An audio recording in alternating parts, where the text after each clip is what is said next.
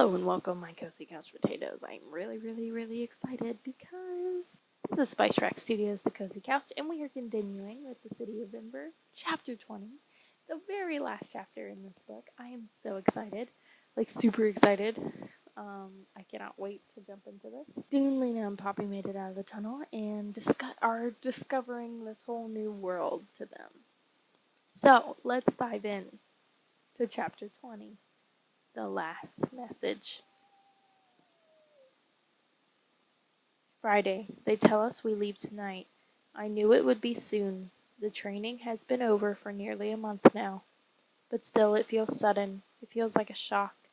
Why did I agree to do this? I am an old woman, too tired to take up a new life. I wish now that I said no when they asked me. I've put everything I can into my one suitcase. Clothes, shoes, a good wind-up clock, some soap, an extra pair of glasses. Bring no books, they said, and no photographs. We have been told to say nothing ever again about the world we come from. But I am going to take this notebook anyhow. I am determined to write down what happens. Someday someone may need to know. Saturday. I went to the train station yesterday evening, as they told me to, and got on the train. They told me to take. It took us through Spring Valley, and I gazed out the window at the fields and houses of the place I was saying goodbye to, my home, and my family's home for generations. I rode for 2 hours until the train reached a station in the hills. When I arrived, they met me, 3 men in suits, and drove me to a large building, where they led me down a corridor and into a big room full of other people, all with suitcases, most with gray or white hair. Here we have been waiting now for more than an hour. Interesting. Ember started with old people. Okay, alright, we'll continue. They've spent years and years making this plan. It's supposed to ensure that no matter what happens, people won't disappear from Earth. Some say that will never happen anyhow. I'm not so sure. Disaster seems very close. Everything will be alright, they tell us.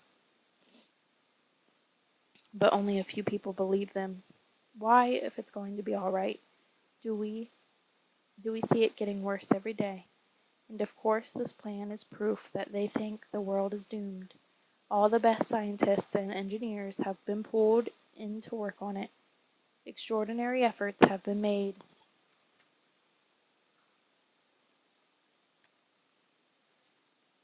Efforts that would have done more good elsewhere. I think it's the wrong answer. But they asked me if I would go. I suppose because I've spent my life on a farm and I know about growing food. In spite of my doubts, I said yes. I'm not sure why. There are 100 of us, 50 men and 50 women. We are all at least 60 years old.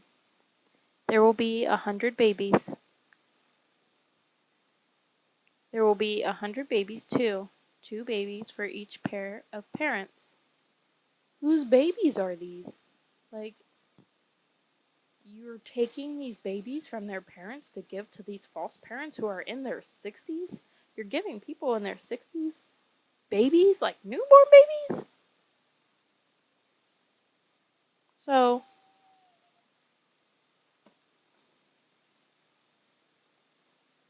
these babies aren't even related to these people.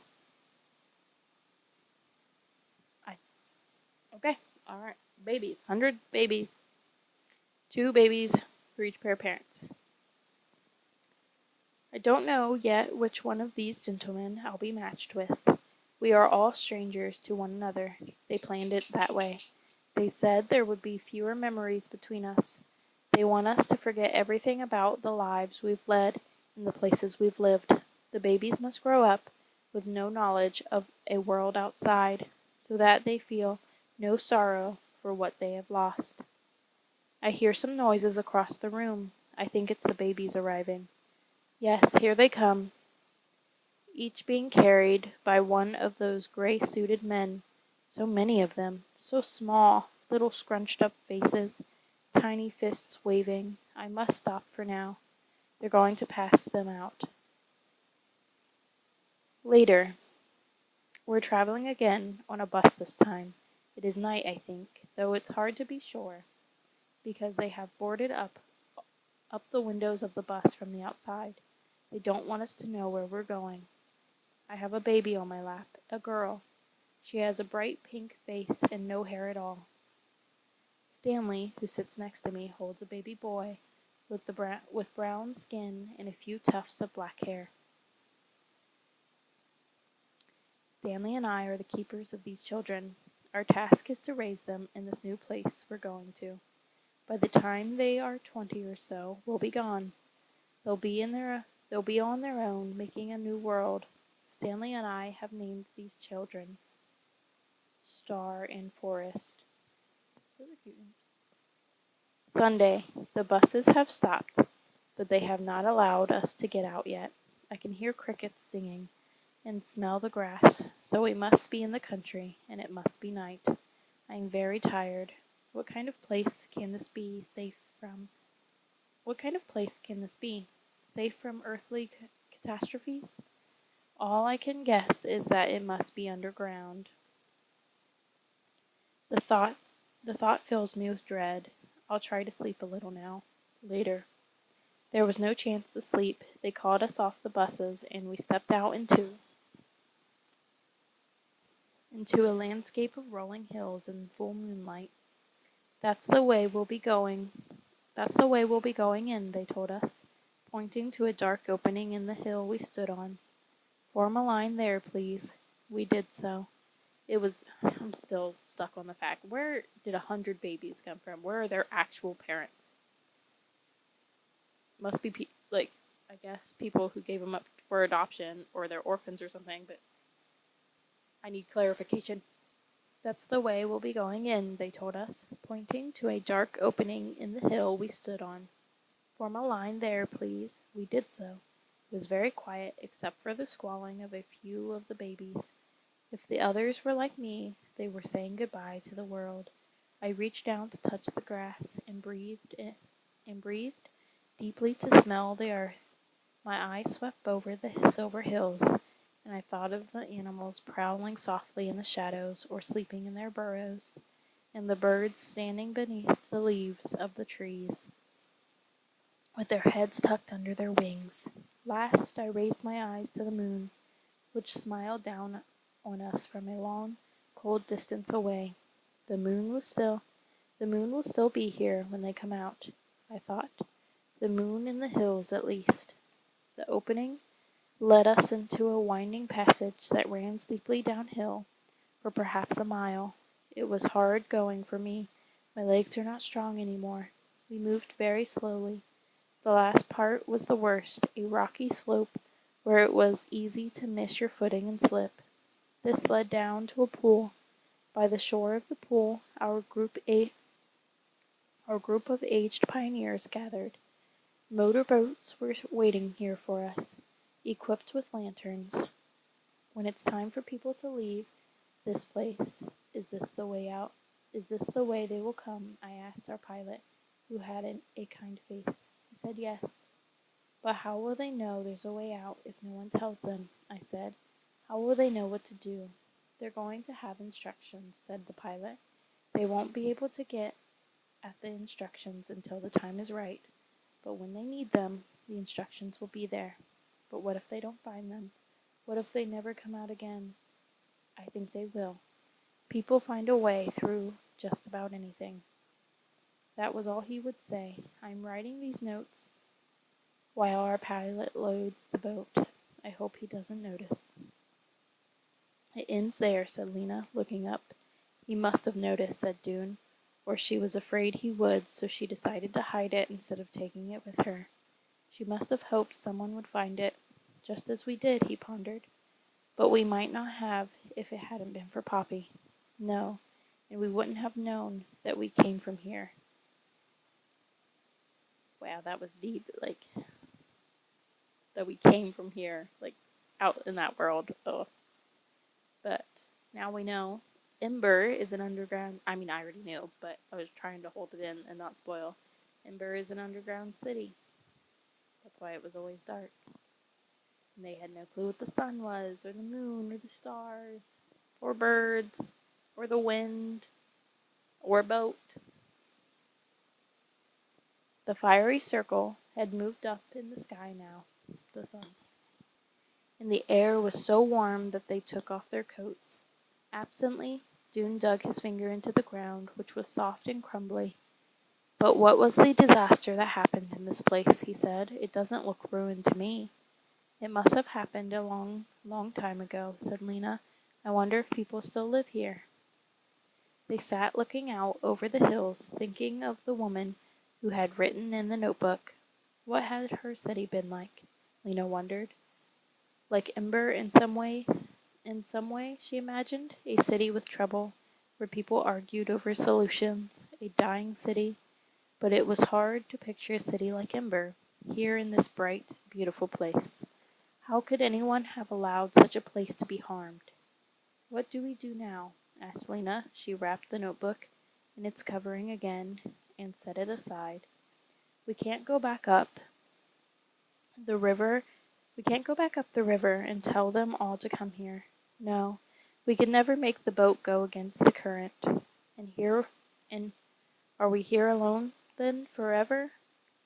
Maybe there's another way in, some way that lets you walk down to Ember. Or maybe there's another river that runs the other way. We have candles now. We could cross the unknown regions if we found a way to get there.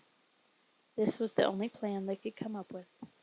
So all day long, they searched for another way in. Under the brow of the hill, they found a hole where a stream wandered into the dark. The water was good to the water was good to drink, but the hole was far too small for them to fit through. There were gullies full of shrubs, and Lena and Dune crawled among the leaves and prickly branches, but found no openings. Bugs buzzed around their ankles and past their eyes.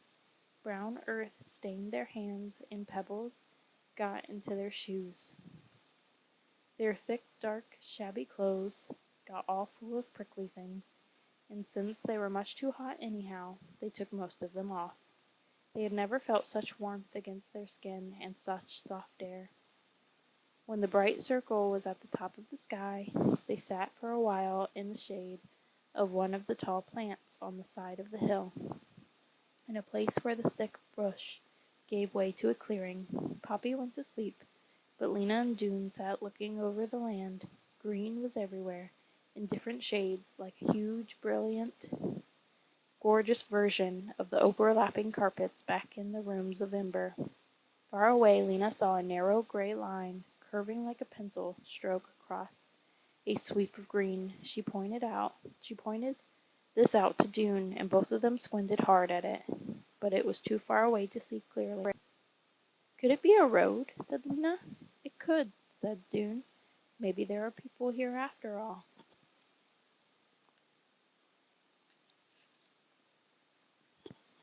I hope so, said Dune. There's so much I want to know. They were still gazing at the far-off bit of gray when they heard something moving in the brush nearby. Leaves rustled. Leaves rustled. There was a scraping, shuffling sound. They stiffened and held their breath.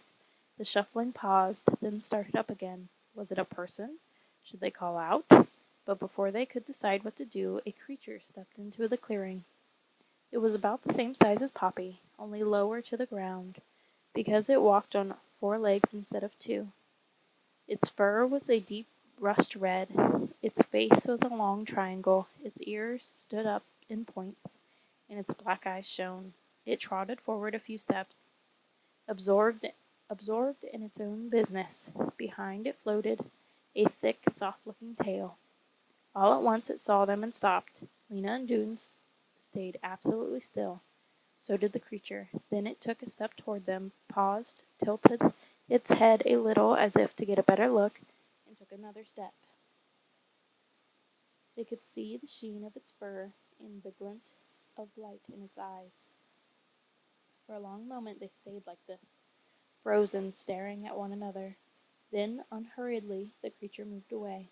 It pushed its nose among the leaves on the ground, wandering back toward the bushes, and when it raised its head again, they saw that it was holding something in its white teeth, something round and purplish. With a with a last glance at them, it leapt toward the bushes, its tail sailing, and disappeared.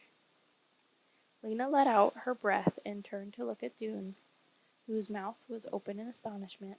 His voice shaky, he said, "That was the most wonderful thing I have ever seen, ever, in my whole life." "Yes, and it saw us," Dune said, and Lena nodded. They both felt it.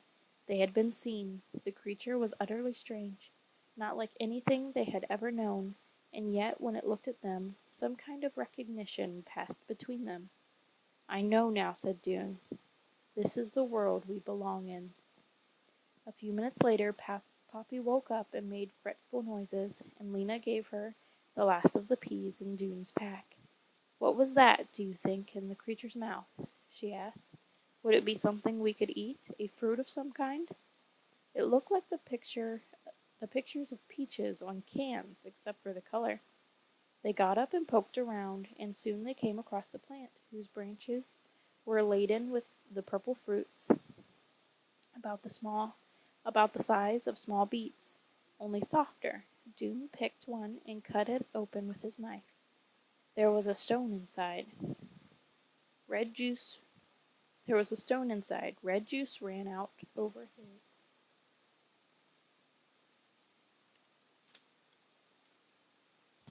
his hands. Cautiously, he touched his tongue to it. "Sweet," he said. "If the creature can eat it, maybe we can too," she said. "Shall we?" They did. Nothing had ever tasted better. Lena cut the stones out and gave chunks of the fruit to Poppy. Juice ran down their chins. When they had eaten 5 or 6 apiece, they licked their sticky fingers clean and started to explore again. They went higher up the slope. How long has it been since Lena and Dune slept? They went higher up the slope they were on, wading through flowers as high as their waists, and near the top they came upon a kind of dent in the ground, as if a bit of the earth had caved in.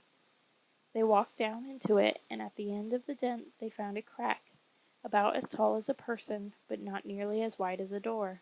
Lena edged through it sideways, and discovered a narrow tunnel. "Send Poppy through," she called back to Dune, "and come yourself." But it was dark inside, and Dune had to go back to where he'd left his pack to get a candle. By candlelight, they crept along until they came to a place where the tunnel ended abruptly. But it ended not with a wall, but with a sudden huge nothingness that made them gasp and step back. A few feet beyond their shoes was a sheer, dizzying drop. They looked out into a cave so enormous that it seemed almost as big as the world outside. Far down at the bottom shone a cluster of lights. "It's Ember," Lena whispered. How's no one come across this, though? If there's other people and they've been walking around there, how have they not wandered across this mysterious place? "It's Ember," Lena whispered. They could see the tiny bright streets crossing each other, and the squares, little chips of light, and the dark tops of buildings just beyond the edges was the immense darkness. "Oh, our city, Dune. Our city is at the bottom of a hole."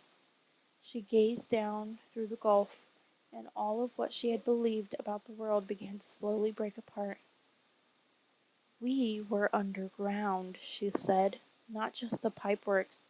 Everything." She could hardly make sense of what she was saying.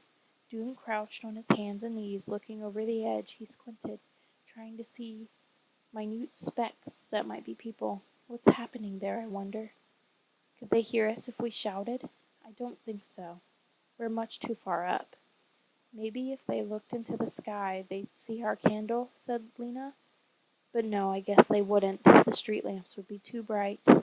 "Somehow, we have to get word to them," said Dune, and that was when the idea came to Lena. "Our message!" she cried. "We could send our message!" And they did. From her pocket, Lena took the message that Dune had written, the one that was supposed to have gone to Clary. Examining everything in small writing, they squeezed in this note at the top.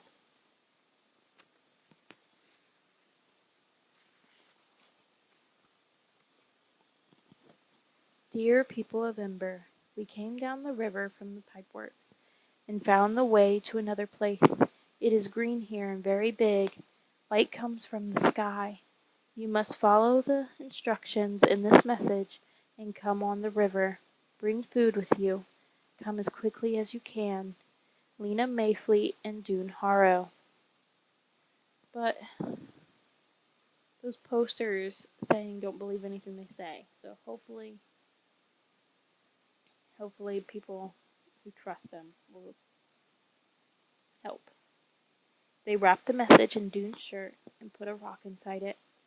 Then they stood in a row at the edge of the chasm, Dune in the middle holding Poppy's hand, and Lena took aim at the heart of the city, far beneath her feet. With all her strength, she cast the message into the darkness, and they watched as it plunged down and down. Mrs. Murdo, walking even more briskly than usual to keep her spirits up, was crossing Harkin Square when something fell to the pavement just in front of her with a terrific thump. Very coincidental that's Mrs. Murdo. How extraordinary, she thought, bending to pick it up. It was a sort of bundle. She began to untie it. Oh my gosh. My cozy couch potatoes. That is it for everything. The City of Ember. The next page is basically just like saying continue the adventure. Or the adventure continues. Turn the page for a sneak peek at the City of Ember, the people of Sparks. At the top it says, will Mrs. Murdo understand the note? Can Lena and Dude lead the people of Ember to safety? Our next book is going to be the City of Sparks.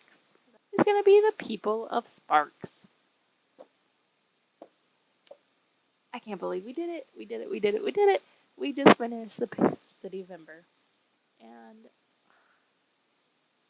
I know I'm an adult, but I loved it just as much as I did when I was a kid.